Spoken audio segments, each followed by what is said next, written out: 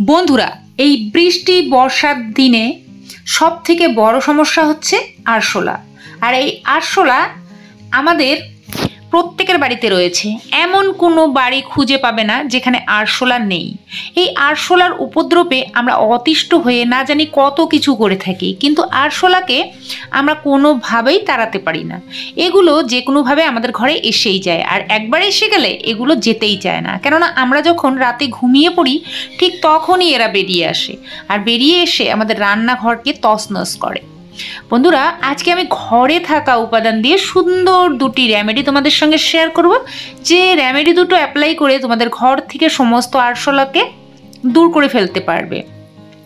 প্রথমত বলি, এই আরশোলা আমাদের রান্নাঘরে কি কি করে। যখন বের হয় তখন তো আমরা সবাই ভয় পাই, ছোট থেকে বড় সবাই আরশোলা দেখে ভয় পাই। আর তার থেকে বড় কথা, অনেক রোগ ব্যাধি নিয়ে আসে। তার জন্য আমরা বাজার থেকে অনেক কেমিক্যালযুক্ত জিনিস এনে স্প্রে করে থাকি।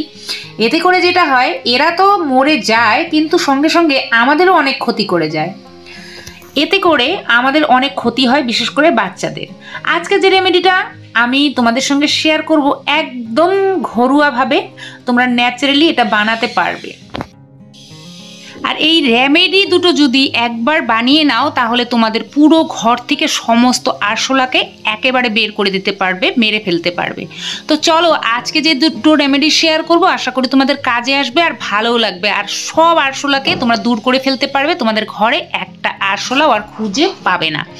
তো চলো, রেমেডি দুটো তোমাদের সঙ্গে শেয়ার করে ফেলি, চটপট দেখে নাও। প্রথম রেমেডি।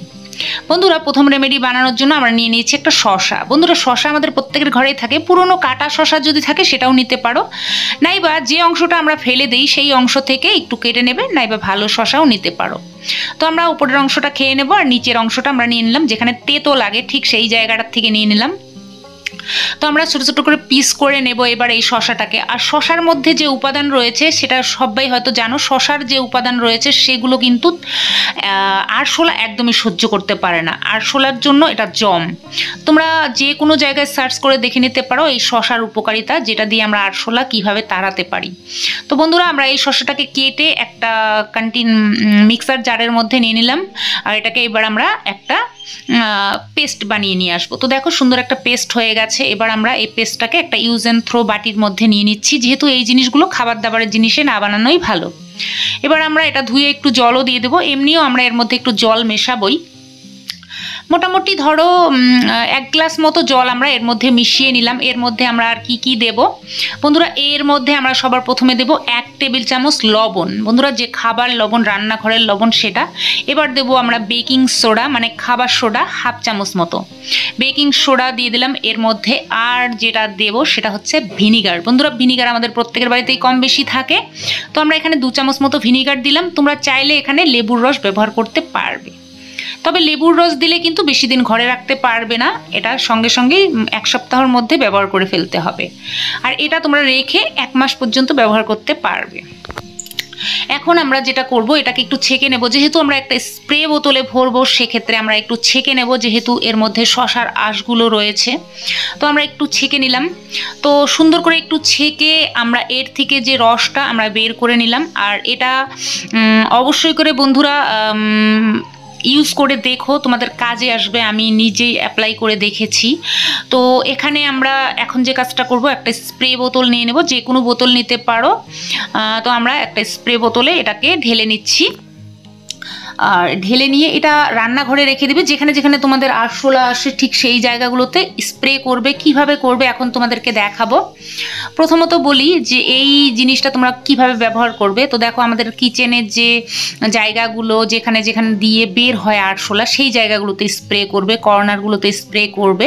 আর ঠিক শোবার আগে এগুলো স্প্রে করে ঘুমাবে। বিশেষ করে এঁঠো বাসনের চারদিকে এই জায়গায় কিন্তু আসবেই আরশোলা, তো সেই জায়গাগুলোতে স্প্রে করবে। বেসিনের মুখে যেখান দিয়ে আরশোলা উঠে আসে ঠিক সেই জায়গাগুলোতে এগুলো স্প্রে করে দেবে। দেওয়ার পর তোমরা দেখতে পাবে যে কিভাবে আরশোলা মরে যায়। তো বন্ধুরা আমি তোমাদেরকে একদম লাইভ দেখাবো। দেখো ছোট ছোট বাচ্চাগুলো যে বেরিয়ে আসে এই যে সিঙ্কের মধ্যে, এগুলো কিভাবে মরে যাবে।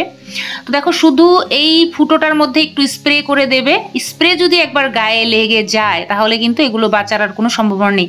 এই ছোট ছোট আরশোলাগুলোই কিন্তু কিছুদিন পরে বড় হবে, বাচ্চা দেবে, অনেকগুলো হবে, সেই জন্য বাচ্চা থেকে বড় সবগুলোকেই একবারে ধ্বংস করতে হবে।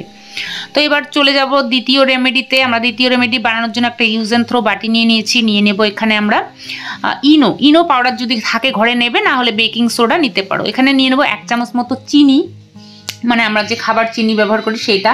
আর নিয়ে নেব বরিক অ্যাসিড, এটা কিন্তু যে কোনো মেডিকেল স্টোরে গিয়ে চাইলেই পেয়ে যাবে। আমরা বরিক অ্যাসিড নিয়ে নেব, এখানে সম্পূর্ণ লাগবে না, এটার দাম 15 টাকা। এখান থেকে আমরা 5 টাকার মতো নিয়ে নেব, খুব বেশি লাগবে না, আর বাকিটা রেখে দেবো, পরে ইউজ করতে পারবে। তো এবার আমরা এই জিনিসগুলোকে ভালো করে মিশিয়ে নেব। তার আগে বলে নিচ্ছি এর মধ্যে আটা, ময়দা, সুজি যে কোনো একটা কিছু এর মধ্যে মেশাবে যাতে করে এটা খেতে আসে। তো এখানে আমি একটু সুজি বা আটা এগুলো ধরনের মিশিয়ে দিলাম, যেগুলো ঘরে আছে সেগুলোই দেবে, মোটামুটি 1 থেকে 2 চামচ মতো দিয়ে দিলাম। এখন এটা আমরা ভালো করে মিশিয়ে নিলাম। এখন এটা কিভাবে ইউজ করবে, সামান্য একটু জল দিয়ে এটা একটা ডো বানিয়ে নিতে পারো, সবথেকে বেশি ভালো হয়। তাহলে এটা কয়েকদিন কাজ করবে, ঘরে রেখে ব্যবহার করতে পারবে। এটা মোটামুটি 1 সপ্তাহ ব্যবহার করার পর এটা আবার ফেলে দিয়ে নতুন বানিয়ে দিতে হবে। তো যদি একবারে আরশোলা কমে যায় তাহলে আর দরকার নেই, আর যদি থাকে তাহলে আবার বানিয়ে দেবে। তো এটা আমরা ছোট ছোট গুলি করে একটা সন্দেশের মতো করে লাড্ডু বানিয়ে দিলাম। তো লাড্ডুগুলো আমরা কিভাবে ব্যবহার করব এখন তোমাদেরকে দেখাবো। এই লাড্ডুগুলোকে নিয়ে আমাদের ব্যবহার করতে হবে আমাদের কিচেনে, যেখানে যেখানে আরশোলা আসে ঠিক সেই জায়গাগুলো দিয়ে ঘুমিয়ে পড়তে হবে। সকালবেলা আবার ফেলে দিয়ে জায়গাটাকে মুছে নিতে হবে। আরশোলা যেখানে আসে ফ্রিজের নিচে, সিঙ্কের নিচে, বেসিনের নিচে, যেই জায়গাগুলো দিয়ে আরশোলা চলাফেরা করে ঠিক সেখানে রাখবে। যেহেতু এর মধ্যে চিনি রয়েছে অবশ্যই এগুলো খাবে, আর খেয়ে যখনই বরিক অ্যাসিড মুখে যাবে তখনই কিন্তু আরশোলা মারা যাবে। তো সেই জন্য কিচেনের জায়গায় এগুলো রেখে দিবে, তাহলে আরশোলা পরের দিন ঘর সুরে ফেলে দেবে যত আরশোলা মরে পড়ে থাকবে। তো আর স্প্রেটা দিয়ে যে আরশোলা কতগুলো মরে গেছে তোমাদেরকে এখন দেখাচ্ছি। দেখো আরশোলাগুলো মরে পড়ে আছে। এইভাবে আমি আমার ঘরের আরশোলা দূর করেছি, তোমরাও দূর করে ফেলতে পারো। ভিডিও ভালো লাগলে ভিডিওতে একটা লাইক করো, বন্ধুদের সঙ্গে শেয়ার করো, চ্যানেলে নতুন হয়ে থাকলে সাবস্ক্রাইব করো। আজকের জন্য এখানে শেষ করবো। তোমরা সবাই ভালো থেকো, সুস্থ থেকো, নমস্কার।